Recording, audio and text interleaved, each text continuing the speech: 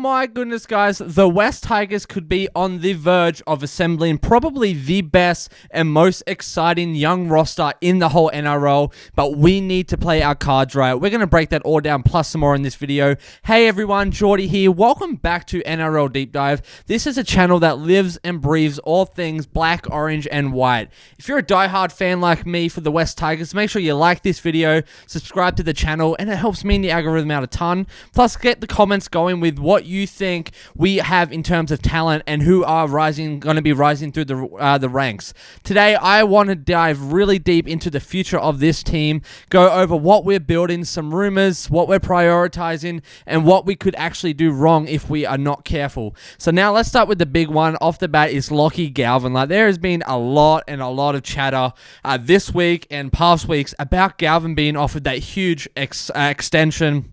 Rumors suggest potentially 3 to 5 years are on top of his current contract, and you know what? I love it. This is exactly what we need to do if we are serious about building a future, not just like short-term, but a long-term stability and kind of a dominance, because let's be real, we also have to talk about the pressure this kind of deal puts on a 19-year-old fella. Like, Galvin has only played a handful of NRL games, and already he's talked about like he's the guy to carry the club, but also he has talked about like he is the guy to ruin the club. So what do you see him doing in terms of contracts, and where do you think we should go with him? Do we overload him with money and responsibility, or do you think there is a fine line between by backing our players and placing the weight of the club on his shoulders? What do you reckon? Are we getting all the balance right, or should we look somewhere else? Like, this leads us to like people like Fainu.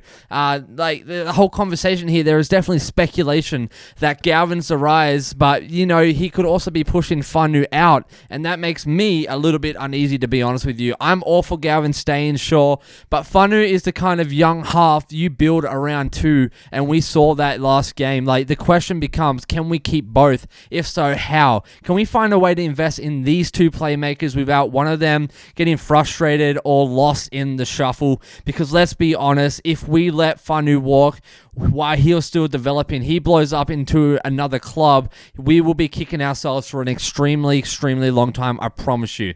Do we even start rotating them more now? Do we play Fainu in a utility role? What's the plan here? I am confused. I want to know your thoughts. And while we're talking about keeping the right people around, we need to sign Silva immediately. No freaking debate.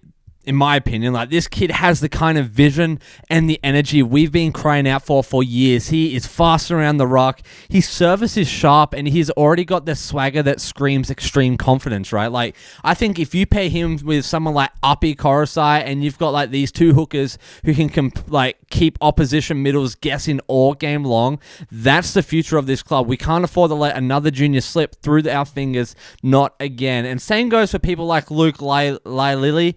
Like, I've been talking about him for a little bit now, and you guys have been as well in the comments, and we've seen it against the Brisbane Broncos. I'm all in on the bloke. His commitment to footy is absolutely unmatched, whether it's going into contact, chasing down tackles, kicks, or even flying out of the line into defense. Like, he's doing everything you'd want from a young winger. He is brave, he is hungry, he is smart. The way he attacks the ball, he commits to every play, and that is not backing down. And I don't want anyone else but him, people like him, and that's what the West Tigers footy should be about. But the dilemma, in my opinion, is where do we put him? Our backline right now with people like Toa, Taruva, Bulla, it's stacked. It is absolutely stacked, and it should be, but Luke is making a serious case to be in that conversation, in my opinion. Do we bring him off the bench more often? Do we rotate him depending on our opponent? Or are we looking at the future where we may have to make some hard calls about who stays and who goes, and he is one of those that stays, or he might be one that goes? Let me know what you think in the comments, because I don't think Luke is just some depth option. I genuinely believe he could be one of our long-term starting backs if we give him the right opportunities. But how do we balance that, you know, with the backline that's already full of big names and lots of potential? Let me know, because before we go too far ahead, we need to talk about Taylan May. There are some extremely strong strong rumors linking him to the Tigers, especially after his recent issues that were resolved. Our captain, Api Korosai, who played alongside May at Penrith, I believe, has openly supported ideas of bringing him on board. He said he is an incredible player. It's hard to come by these kind of guys. He works out of the backfield, and you need that from your wingers these days. He is smart. He is quick. Some of that speed you just cannot teach. But here's the thing. May isn't signed yet. It's all speculation at this point. If we do manage to secure him, right, he could add some serious firepower to our edges. But again, it raises the question, how do we fit all of these talents into our backline? Do we have the right rotation policy? Are we at risk of having too much talent and not enough spots? It's a good problem to have for sure, but it is problematic nonetheless. Also, can we just take a second to appreciate Jareem Buller? Like, let's talk about Jareem Big Baby. I read that interview this week that he said he has zero interest in playing Origin for Queensland. Even though he spent his teenage years on the Gold Coast, that is loyalty. You know, that's someone who knows who he is and what he's about. And I love that from a culture point of view. How many players would jump at the chance to play Origin just for the spotlight, right? But Buller wants to stay true to his roots. And that tells me this guy is a Tigers through and through. I hope the club sees that and continues to invest in him, not just as a player, but as the face of the franchise, because we really do have so much to dream big about with him in our jungle. So yeah, there's a lot to think about. And another thing that I really think we need to talk about, and we'll get into it later in the week, but we need to prioritize finding better forwards. Not necessarily better, more powerful forwards. People like Royce Hunt, we need more like that. People that will run the ball hard constantly and make meters and post-contact meters, make those offloads. I think that is a huge weakness of the Tigers right now, is our forward pack just lacks that punch that other teams have. We saw it against the Broncos. We saw it against the Warriors. Like, it's something that we need to find the solution to, and maybe that's where we steer our money and put our money into, instead of like these backliners, but maybe into our forwards, because we really do have a solid backline. And I think what would round it out is just a phenomenal forward pack. More fellas like Royce Hunt, more fellas like Taylan May that will actually make a dent in people's defensive lines. So yeah, we're at I think a really raw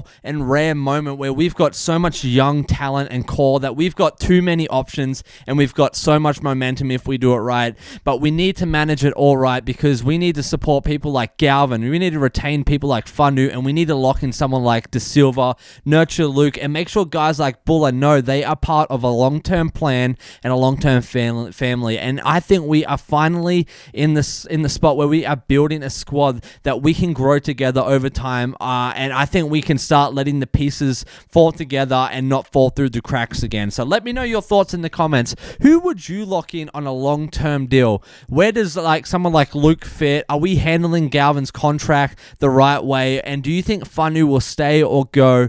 And same thing with Jerome Luai. Do you think he's going to push someone like Galvin out or Fainu out? Or could we see Luai moving somewhere else and Fainu coming up and replacing him? Because if you're loving this team as much as I am, make sure you hit that like and subscribe button. We've got plenty more coming this season as it rolls on and forward. And as Tigers fans, my goodness, we have so much to be thankful for and so much to dream big about, baby. So as always, you guys are friggin' legends. Thanks so much for tuning in. I will see you tomorrow, because we do daily episodes on NRL Deep Dive, and I appreciate every single one of you guys tuning in today. We got so much to dream big about, baby. Geordie out. Take it easy.